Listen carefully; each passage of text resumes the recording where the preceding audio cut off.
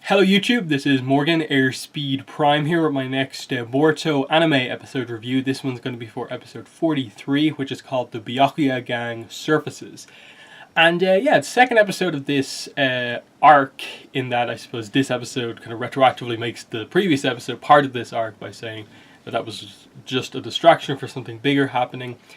And I thought this was a really good episode because I think the surprising thing that I didn't expect, that ended up being really, really interesting, was that this episode made Shigadai into a focused character for this arc, in that he is the one making the connection, who I assume the red-haired boy he's playing shogi with is going to be revealed at some point to be the ice style user. That seems to be the obvious kind of idea for how they connect everything together. And it was also cool because it just with Shigadai you get, oh, here's him learning, I suppose, the traditions of his clan, and referencing some of like Shikamaru's character arcs of learning how to play shogi, the correct tactics, and I suppose we'll be getting towards the idea of what the king represents in shogi. Shikamaru obviously had to learn that, and it seems like Shigadai is going to learn it here, in that the person he's playing with seems to suggest like, oh, is the king you? Whereas we, of course, as Naruto fans, know that it's actually the children of the village. Sorry about that. Yeah, we know that the king is meant to represent the kind of future of the village, the children of the village, and I suppose to a degree the idea of like Shikadai early on in the episode saving that very young boy from blowing himself up with a paper bomb, and that kind of impressing the red-haired boy. And it's going to be interesting to see where they go with it here, because obviously later on in the episode they more play with the theme of like, if this guy's going to be the villain, the guy who's stealing this part of the Byakuya gang, they're this kind of noble thieves who are stealing from the rich to give to the poor, and they're trying to really heavily lean into that as the dynamic that they're going for here, of you know, why are you ninja kind of coming after us when what we're doing is helping people? Aren't you meant to help people? So what are you doing when you come here to deal with us? And that is the idea of, you're dealing with a crime, but it's a crime against rich people, and their justification is that they're kind of evening the odds here, so you shouldn't consider it a crime because we're just, evening the odds. It's an interesting one because for the village, I suppose the idea would be that stealing like this seems like a very handy way to help the village, but in the long run it's not necessarily helping the village, because they then have to rely on people stealing for them to get anything that they need, rather than actually developing that village that's in a low state to a higher place where they can earn the money themselves, or through communication with the other villages help it out that way. Because I think the problem that they didn't really touch on just yet, that might end up being part of the lesson here, is that this village, maybe they didn't even ask the Leaf Village if they were willing to help, because I think that's the thing that we're not really sure about. Okay, you have to travel this extra distance to get here, but you never directly said that like the big cities or the Leaf Villages never helped. It's just that they're in a low position, they're in a high position, we'll steal from them, and it doesn't seem like there was any other real effort made. Obviously the idea they're going for here is that this is somewhat of a forgotten village, and that the higher-ups have ignored this place, but it might end up being one of these ideas of just, yeah, did you even ask us in the first place? But we'll have to see where they go with that, because they also seem to be potentially playing with the idea of the red-haired boy kind of thinks he's one way, and he thinks he's doing the right thing in the position that he's in, but that he's actually part of a gang that's maybe a little bit more criminal than we expect, and they maybe don't live up to all of their morals in the end, and he may have to undergo some sort of a transformation in that he just considers himself a pawn now. Maybe he will develop to the point where he becomes, the golden general, has that kind of shogi transformation. And maybe helps that village to become more kind of self-reliant, self-sufficient. Um, because that seems to be the way to resolve this, that you have to eliminate the gang to a degree and maybe turn that gang from being a criminal gang into, what if you actually just help this village by, getting jobs here or something like that, doing something that would actively help it in a legal way rather than stealing. And maybe part of it is that you have to add extra technology to the village so that they're not reliant on just this one system to get water. Still, I thought it was an interesting kind of a dilemma to present the audience and also Boruto with, of just that here you come from a somewhat privileged background, and here you are dealing with this robbery, but in doing so, if you took the jewels back, you'd be basically taking water away from these people and leaving them helpless. So it was very much placing Boruto in this, and the entirety of TU7, in this very, very awkward situation where they came across as the villains, even though they were the ones just investigating a crime. And I suppose the idea is that if you deal with criminals, what if the criminals start to steal from the poor people? They obviously are justifying it now by the fact that they have good morals, but what if this town gets to a point where it does become more kind of profitable or whatever, and suddenly their ideals consider this village one of the rich, and then they have to move on to some other poor village, or what?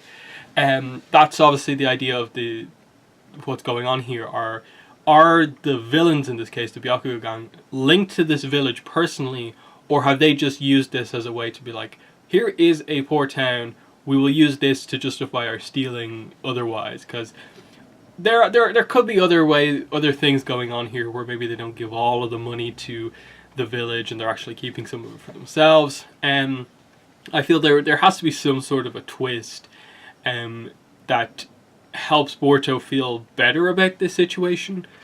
Or, I don't know, maybe they might take a more of a risky move and actually just leave it like this, where, like, as a ninja, sometimes you have to deal with the fact that some of these things are very, very messy, that they don't all work out nicely, and so on. That's something I'm very interested to see what exactly happens here. But earlier on in the episode, we did get to meet Kadosuke for the first time in the anime. So obviously we'll see him again once we get to the Boruto movie arc, and he's currently in the manga, a pretty important role in the manga. But what his appearance here, prior to all that stuff happening, means is that Boruto actually knew this guy fairly well before the incident going into the tuning exams, which to me adds an extra layer onto the movie and that whole situation of like, okay, so it wasn't just Boruto relying on ninja technology to be good. Here is someone he trusted a lot, and he would just accept what this guy had to take for face value, because usually he'd just help him, he'd give him these games, he'd take advice from him, and suddenly here's the same guy using Boruto to kind of take advantage of him in this situation. So obviously we know it eventually ends up being Genjutsu, but it means that now that he's introduced, when will any sort of a character shift take place? Are we going to really see this happen on screen as we approach the Boruto movie? See him come under Genjutsu? See the knowledge of ninja technology move away from the Leaf Village and be passed on to the other villages to set up the whole Kara arc right now in the manga? So I thought that was a very effective use of the character, because it highlights again that, no, he is this kind of goofy guy who's just very, very, very passionate about his job, which is inventing ninja technology. He's not the crazy, I need to get publicity out to sell my ninja technology guy. He's an element of that, but it's not him at a base level. That was, part of the Genjutsu, we assume, and it may be, I think he more or less said in the recent chapter, it sort of amplified sort of ideas that he did actually have himself. So he's not fully blameless, but that it did have a big impact on what was going on there. So that was that section of the episode. There was also some cool kind of detective work from Sarada. I really liked that she noticed that the flower was frozen, and had the whereabouts and the knowledge to just go like, wait, what if the nice style user, like Kekkei Genkais exist? This was more or less, I suppose, meant to be the Boruto introduction of Kekkei Genkais, kind of saying that Sarada Sharingan is one, and ice styles and mixes of the elemental styles are also Kekkei Genkais, and ice is a pretty notable one. And in a way, it's in original Naruto, it was also one of the first Kekkei Genkais we got to see as well. So nice references there. We also got that the land of snow tends to be kind of where people like this come from.